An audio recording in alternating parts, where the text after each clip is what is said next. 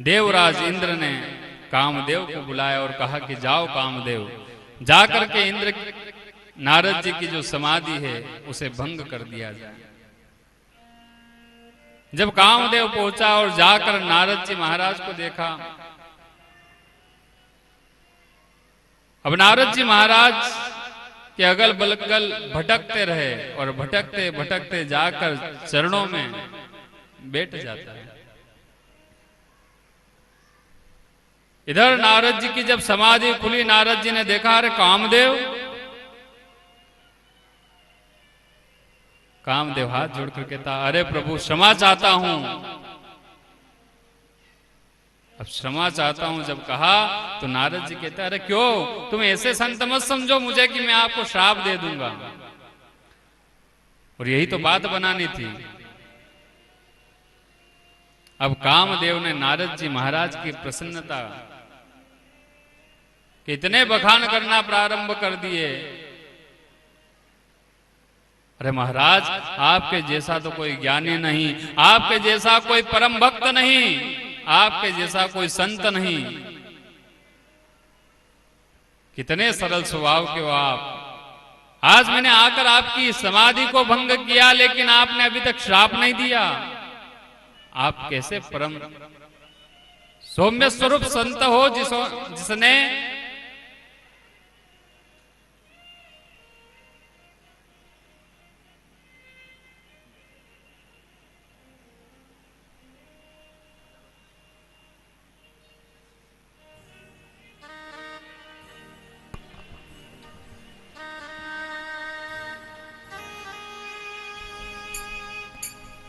गुरुदेव मेरे नैया उस पार लगा देना। गुरुदेव मेरे नैया उस पार लगा देना। अब तक जो निभाया है आगे भी निभा देना। गुरुदेव मेरे नैया उस पार लगा देना।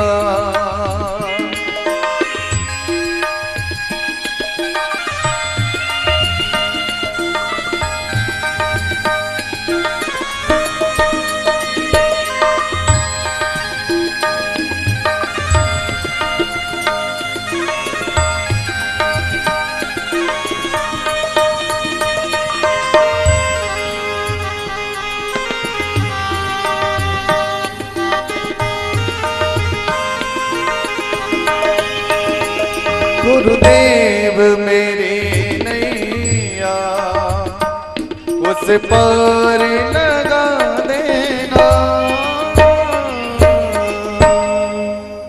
भोली भक्त वत्सल भगवान की जय। माता पार्वती को भगवान शंकर कथा श्रवण कराते हुए कहते हैं कि देवी,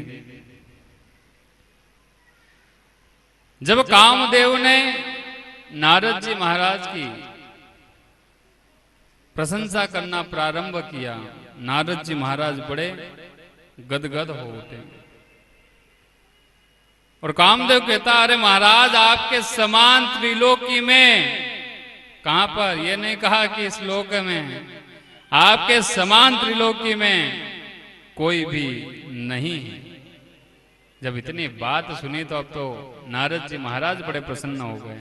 तात तीन अति प्रबल खल काम क्रोध और लोभ। आप तो ऐसे हो जिन्होंने काम को ही जीत लिया है, क्रोध को जीत लिया है, लोभ को जीत लिया है, मोह को जीत लिया है, मात्सर्य को जीत लिया है। आपके समान त्रिलोकी में कोई नहीं। नारद जी महाराज जैसे जैसे प्रशंसा सुन रहे हैं बड़े गदगद हो उठे। अभिमान आ गया है। बंधुओं, इस देव दुर्लभ मानव शरीर को प्राप्त करने के बाद यदि कुछ भी मिल जाए कभी अभिमान मत करना। और जिस दिन अभिमान आ गया, भागवत में सुनाया है कि एक होता है मात्सर्य और एक होता है मत्सर। मच्छर जो होता है वो बाहर से काटता है ना। अब उस मच्छर से बचने के लिए हमारे वैज्ञानिकों ने कई प्रकार की ऐसी दवाई बनाई है जिससे वो मच्छर आपके पास नहीं आ सकते, और यदि आए हैं तो काटेंगे नहीं, और काट लिया तो आपको पता भी नहीं चलेगा। ये क्या है? मच्छर। लेकिन सुखदेव बाबा कहते हैं कि जो मच्छर होता है वो बाहर से काटता है और उसके काटने से इतना दुख नहीं है, लेकिन जो मात्सर्य है वो भीतर से काटता है। और जिस दिन भीतर से मात्सर्य भाव उत्पन्न हो गया तो आपके पास यदि लाखों की करोड़ों की संपत्ति भी है तो सब अल्पकाल में ही नष्ट हो जाएगी। इसलिए कभी भी मात्सर्य भाव उत्पन्न नहीं होना चाहिए। मात्सर्य भाव क्या? आपका पड़ोसी यदि गाड़ी लेकर आ गया तो ये तो बड़ी प्रसन्नता होना चाहिए आपको साहब कि मेरे पड़ोसी गाड़ी लेकर आए हैं। यदि आधी रात को हमें जरूरत पड़ेगी तो अब इधर उधर जाने की कोई जरूरत नहीं, पड़ोस में गाड़ी है, किमाड़ खटखटाएंगे और उड़ जाएंगे। प्रसन्नता होनी चाहिए, लेकिन नहीं, मात्सर्य भाव है। और जब मात्सर्य भाव उत्पन्न होता है तो वो गाड़ी कैसे आ गई?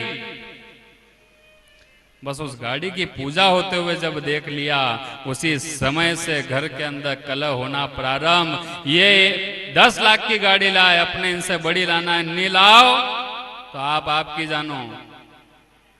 ये क्या है? मात्सर्य। लेकिन बंधुओं, इस कथा को सुनने से, उस परमात्मा का भजन करने से हमें यही शिक्षा मिलती है, हमें यही ज्ञान प्राप्त होता है कि चाहे हमारा पड़ोसी हो, चाहे परिवार का कोई भी व्यक्ति हो, चाहे वो हमारे समाज का व्यक्ति हो, यदि कोई आगे बढ़ रहा है तो उसमें आपको प्रसन्न होना चाहिए कि चलो परमात्मा ने हमको नहीं दिया लेकिन हमारे पड़ोसी को तो दिया है ना। और जो पड़ोसी को दिया वो भी तो हमारा है। कब? जब आप प्रेम से रहोगे। इसलिए भाव आपके कैसे हैं, उस भाव के ऊपर ही सब कुछ निर्भर करता है। आज जब सब कुछ इतनी प्रसन्नता सुनी तो अभिमान हो गया। इसलिए बड़े सावधानी की आवश्यकता होती है। जब परमात्मा देता है तो वो चारों ओर से भरपूर देता है। क्यों? वो भी देखना चाहता है कि आप में उसको लेने की सामर्थ्यता है या नहीं। कहते ना साहब कहीं नहीं था, रोड पे था ना, आज देखो देखो, और उस देखो में इतना स्वर लंबा जाता है, पर वो देखो नहीं। यदि वहां संस्कार होंगे, वहां संस्कृति होगी, वहां यदि निर्मल मन होगा, वहां अपनत्व का भाव होगा, तो जो परमात्मा ने दिया है ना वो 7 पीढ़ी तक कभी खत्म नहीं होगा। और यदि वहां अभिमान है, वहां लोभ है, वहां मोह है, वहां माया है, तो वो जितनी जल्दी कहते थे कल कुछ नहीं था आज देखो, तो कल फिर जाके। इसलिए अभिमान कभी नहीं करना चाहिए। उतना परमात्मा ने मुझे दिया है, और जो कुछ दिया है यही मेरे लिए करोड़ों की संपत्ति है। बस गोविंद से यही प्रार्थना करना कि हे गोविंद, कहीं कभी किसी के सामने हाथ फैलाने की आवश्यकता नहीं पड़ना चाहिए।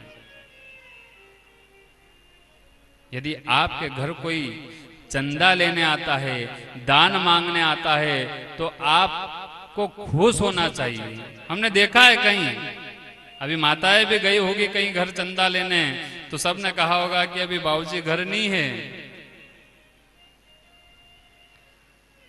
अब भी पापा कहीं बाहर गए हैं। अरे गए तो क्या सारी संपत्ति लेके गए हैं क्या? घर में कुछ तो होगा। और जब है तो आप दीजिए। और यदि आपके घर कोई मांगने आ रहा है तो आपको बड़ा खुश होना चाहिए कि हे परमात्मा, तेरा धन्यवाद करता हूं कि तूने मुझे दाता बनाया है, भिक्षुक नहीं। आज तूने मेरे ऊपर इतनी कृपा करी है कि मैं देने लायक बन गया हूं, मैं किसी से ले नहीं रहा हूं। और जब देने वाला आप बन जाओ ना, तो उस गोविंद का बार बार धन्यवाद करना। देखो, सोचने वालों के लिए, समझने वालों के लिए तो बहुत कुछ है। वो गोविंद कहां कहां रक्षा नहीं करता, सब दूर, हर स्थान, हर परिस्थिति में वो आपके साथ है। पर आपके भाव कैसे हैं? यहां पर जैसे ही कामदेव नारद जी को अभिमान हुआ, नारद जी दौड़ते हुए जाते हैं कैलाश पर्वत पर। क्यों जा रहे हैं? अभिमान हो गया है कि अभी तक उस कामदेव को जीतने वाला कोई नहीं हुआ है। यदि उस कामदेव को जीता है तो यह देवर्षि नारद ही है जिसने कामदेव को जीत लिया है। तो क्यों ना सबसे पहले महादेव को बताया जाए, जो त्रिलोकी का नाथ कहलाते हैं। दौड़कर जाते हैं कैलाश पर्वत पर, जाकर महादेव को सारा वृतांत सुनाया। अरे महादेव, जिस कामदेव को आज तक कोई जीत नहीं पाया, उस कामदेव ने मेरी इतनी प्रसन्नताएं की है, इतनी प्रशंसाएं की है। कामदेव कहता है कि अरे महाराज, आप तो धन्य हो जिसने काम, क्रोध, लोभ, मोह सबको जीत लिया है। महादेव कहते हैं कि अरे नारद, यही तो पतन का कारण है। और जब अभिमान हो गया है, आज भगवान शंकर कहते हैं, नारद, ये बात आपने मुझसे कही है, ठीक है, लेकिन यह बात अब आगे किसी से मत बताना। क्या कहा है महादेव ने? कि यह बात आपने मुझसे कही वहां तक तो ठीक है, लेकिन इस बात को अब आगे किसी से मत बताना। अब नारद को लगा कि देखो, आज मेरी वाई वाई होने लगी तो इन महादेव जी को कितना बुरा लग रहा है। क्यों? जब आपकी चारों ओर वाई वाई होती है तब तो हमसे कहते हो जाओ नारद, जाकर सबको बताओ कि महादेव ने उस राक्षस का अंत कर दिया है। और आज जब मेरी बारी आई है तो कह रहे हैं कि किसी को बताना मत।